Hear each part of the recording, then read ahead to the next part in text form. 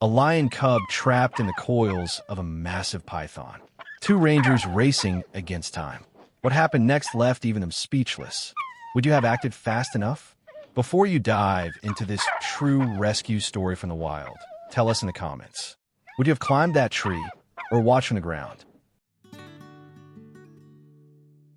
The African sun rose with a quiet dignity, spilling golden light over the grasslands like a secret only the wind knew. Fields of green stretched endlessly, blades swaying in rhythm beneath the soft stir of breeze. Acacia trees dotted the horizon, tall, thorn silhouettes casting long shadows on the dew-flecked earth. Matthew Briggs stood beside the ranger station, squinting at the horizon. At 68, he moved slower but noticed more.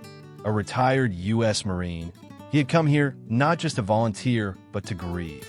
After Marjorie passed last spring, the silence in their California home had been unbearable. She had always dreamed of seeing lions in the wild. He had promised her that trip. Now, he walked among them in her stead. Today, something felt different. The air carried a sweeter scent. Even the distant bird calls seemed to linger a beat longer. He breathed it in, knowing this might be his final patrol before returning home. A dusty Land Rover rattled toward him. Elijah Mwangi, 42, local ranger commander, leaned out of the window and grinned. "Still wearing those boots, old man?" Briggs raised an eyebrow. "They've walked through more fire than your fancy sandals." They shared a knowing chuckle, the kind that only men who've seen too much carry between them. As they rolled out into the open plains, the radio crackled. Base to Ridge Patrol. Possible sighting. Lone lion cub. Tree level. Unusual movement. Snake maybe. Elijah's eyes sharpened. Python. Briggs looked across the shimmering savanna. "Let's find out." They gunned the engine and veered toward Ridge 5. Neither man knew what waited in the whispering grass, but both felt it. Today wasn't routine. Today would measure everything they'd lived and everything they'd lost. The Land Rover carved a path through tall grass, its tires leaving narrow trails of bent green behind them. Acacia limbs whipped past, the morning sun dappling their windshield in flickers of gold and shadow. Briggs scanned the terrain with the precision of a soldier. His instincts fired alive, watching for anything that didn't belong, a bent twig, an overturned stone, a shadow that moved wrong. They crested a low ridge and slowed near a gnarled acacia, its limbs bent like skeletal fingers clawing the air. Elijah stopped, engine idling. There, he pointed. The earth was disturbed, tufts of grass flattened, tiny prints barely visible in the loam. Something small, light, fresh. Briggs stepped out and crouched, running a calloused hand over the broken shrubs. He heard it before he saw it. A scream, not human, not feline, something more primal, something caught between terror and pain. Baboons burst into view high above them, swinging branch to branch, screeching with raw panic. Their eyes wide, voices sharp. They knew danger, and this time, it wasn't them in its grip. Briggs and Elijah moved fast. Briggs drew his machete from his hip sheath, parting the grass ahead like theater curtains. Then he stopped. Above him, framed against the harsh sky, hung a lion cub. It dangled limply from the thick branch of the central acacia, a monstrous African rock python coiled tightly around its torso like a twisted vine. The lion cub's paws twitched. A thin line of blood trickled from its foreleg. Its wide eyes flicked in helpless panic. Elijah whispered, "We've got 3 minutes, maybe less." Briggs never looked away. "Then we don't waste one." Elijah tossed Briggs the machete. It spun once in the air, caught neatly in the Marine's hand. They studied the tree. The acacia's bark was flaking, its limbs brittle and contorted. Climbing was suicide. The lion cub hung, just beyond reach, suspended like a cruel ornament. Briggs stepped onto a nearby boulder, gaining a few feet of height. Elijah snapped off a strong lower branch. Long, rigid, still green. A makeshift bulla. Briggs raised the branch, wedging it beneath the python's coils. Elijah pushed from below. The snake shifted slightly, thick body rippling. The lion cub gave a soft cry, more breath than voice. Blood smeared down one paw. Briggs leaned in, stretching as far as his shoulder would allow. The lion cub dangled a half-meter beyond his grasp. One of the python's loops loosened. A coil around the lion cub's abdomen slipped down an inch. Briggs reached. Still too far. The python hissed, its black tongue flickering. Its tail whipped violently, striking the branch. The jolt knocked the pole from Briggs' grip. He stumbled but caught himself. The lion cub's body drooped. The branch creaked above. Another coil unwrapped. Gravity began to win. Elijah stepped beneath the lion cub, arms wide. "Drop it. I'll catch him." The upper branch cracked with a dry snap. The python recoiled in a blur, and the lion cub fell, straight into Elijah's waiting arms. For a moment, time froze. Then the grass moved.